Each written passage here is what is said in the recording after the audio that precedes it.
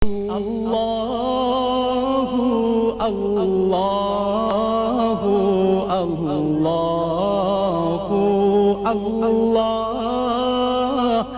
আল্লাহ। আসসালামু আলাইকুম ওয়া রাহমাতুল্লাহি ওয়া বারাকাতুহু। প্রিয় দর্শক, দেশে বিদেশে যে যেখান থেকে আমাদের সঙ্গে যুক্ত হয়েছেন, আমাদেরকে শুনছেন, দেখছেন, সবাইকে স্বাগত জানাচ্ছি ইসলাম ও জীবন অনুষ্ঠানে। ইসলাম ও জীবন অনুষ্ঠানে আমরা বিভিন্ন ধর্মীয় ইসলামের কোরআন এবং হাদিসের আলোকে আমরা বিভিন্ন গুরুত্বপূর্ণ জীবন ঘনিষ্ঠ বিষয় নিয়ে আলোচনা করে থাকি। আজকে আমরা এরকম কয়েকটি বিষয় নিয়ে আলোচনা করব। যেহেতু সামনে কোরবানি আসছে, আমরা কিছুদিনের মধ্যে কোরবানি করব। কোরবানির সাথে সংশ্লিষ্ট কিছু জিজ্ঞাসা যেটা অহরই আমরা করে থাকি, সেরকম কয়েকটি জিজ্ঞাসা নিয়ে আমরা আলোচনা করব। অনেকে জিজ্ঞেস করেন, অনেকের প্রশ্ন আছে যে কোরবানির সাথে আকিকা দেওয়া যাবে কিনা। দেখুন, এটা একটা খুবই বহুল চর্চিত এবং বহুল জিজ্ঞাসিত একটি প্রশ্ন। দেখুন, কোরবানির সাথে আকিকা দেওয়া যাবে কিনা, আমাদের প্রথম বোঝা দরকার যে আকিকাটা কি, আকিকাটা কি আর কোরবানিটা কি। কোরবানি যেটা, সেটা কিন্তু জিলহজ মাসের 10 তারিখ থেকে এই যে 13 তারিখ, এই কয়টা দিনেই শুধুমাত্র কোরবানি দেওয়া যায়। এর আগে বা পরে যদি কেউ কোরবানি দেন, তাহলে সেটা কোরবানি হবে না, সেটা সাধারণ একটা সাদাকা করার মতো একটা মাংস হবে, যেটা আপনি খেতে পারবেন, আপনি খাওয়াতে পারবেন। কিন্তু এই সময়ের মধ্যে যেটা দেওয়া হয় সেটা কোরবানি। আল্লাহ যেটা আদেশ করেছেন, ফাসাল্লি লিরাব্বিকা ওয়ানহার, তোমরা নামাজ পড়ো এবং কোরবানি করো, সেটা কিন্তু এই মেয়াদকালে দিতে হয়। দিস ইজ কোরবানি। আর আকিকাটা কি? আকিকার সাথে জিলহজ মাসের কোনো সম্পর্ক নেই। আকিকাটা হলো যে রাসূলুল্লাহ সাল্লাল্লাহু আলাইহি ওয়াসাল্লাম বলছেন, কুল্লু গুলামিন মানহুনুন বিআকিকাতি, সহিহ বুখারী হাদিস, যে প্রত্যেকটি সদ্য ভূমিষ্ঠ সন্তান সে বন্ধক থাকে আকিকার সঙ্গে। অর্থাৎ কোনো বাচ্চা যখন জন্মগ্রহণ করে, তখন জন্মগ্রহণ করার পরে as soon as possible 7 দিন থেকে 7ম দিনে, 14তম দিনে, 21তম দিনে আপনি যত দ্রুত পারেন, এর মধ্যে আকিকা দেওয়া এটা একটা গুরুত্বপূর্ণ সুন্নাহ। হানাফি মাযহাবে এবং অন্যান্য মাযহাবের সুন্নাহ। কেউ কেউ এটাকে ওয়াজিবও বলেছেন গুরুত্বের কারণে।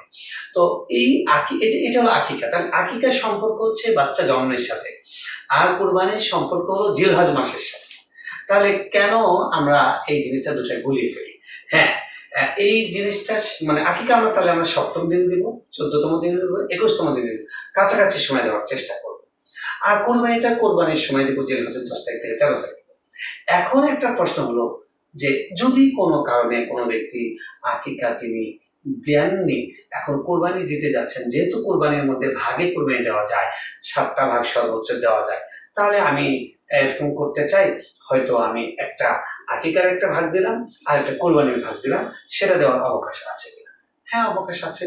আপনি কোরবানি দিচ্ছেন, কোরবানির পশুর মধ্যে হয়তো 2টা ভাগ আকিকার জন্য থাকলো, 2টা ভাগ, 5টা ভাগ কোরবানির জন্য থাকলো, অবকাশ আছে। কোরবানির সাথে আকিকা দেওয়ার সুযোগ আছে, যেহেতু কোরবানি এবং আকিকা দুটাই আল্লাহর জন্য জবাইকৃত পশু, এবং কোরবানি যেরকম আকিকাও সেরকম। এই মাংসটা সবাই খেতে পারে। কোরবানির গোস্ত নিজে খাবে, অন্যকে খাওয়াবে, আত্মীয়স্বজনকে খাওয়াবে। ঠিক আকিকার গোস্তটাও এরকম তিন রকম ভাগ করা মুস্তাহাব। এদিক থেকে সম্পূর্ণ মিল আছে, এবং দুটোই পশু জবাই করা হয় আল্লাহকে খুশি করার জন্য।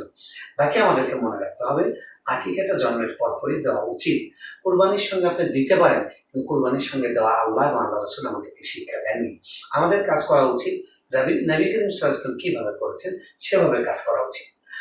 এটা একটা বিকল্প, একটা পদ্ধতি, কোরবানির সঙ্গে দেওয়া যায়। কিন্তু আমাদের দেওয়া উচিত কখন? আমাদের দেওয়া উচিত বাচ্চা জন্মের পরপরই। তাই আসুন আমরা আকিকাটা বাচ্চা জন্মের সঙ্গে দেওয়ার চেষ্টা করি, এবং আকিকাটাকে মূল জায়গায় নেওয়ার চেষ্টা করি। বাকি কেউ যদি দিতে চান দিতে পারেন। বাকি আমাদের উচিত জায়েজ যেটা, সেটা নয়, যেটা উত্তম, যেটা করা উচিত সেটাই করা। আল্লাহ রাব্বুল আলামিন আমাদের সকলকে সেই তৌফিক দান করেন, আমরা যেন সকলেই আকিকাটা যথাসময়ে দিতে পারি। যারা অতীত গিয়েছে, এখন ভবিষ্যতে আমাদের ঘরে যে সন্তানগুলো আসবে, আমরা 7ম দিনে, 10ম দিনে, 14তম দিনে, যত দ্রুত 7 দিনের পর থেকে আমরা দেওয়ার চেষ্টা করি। আল্লাহ রাব্বুল আলামিন আমাদের সকলকে তৌফিক দান করুন।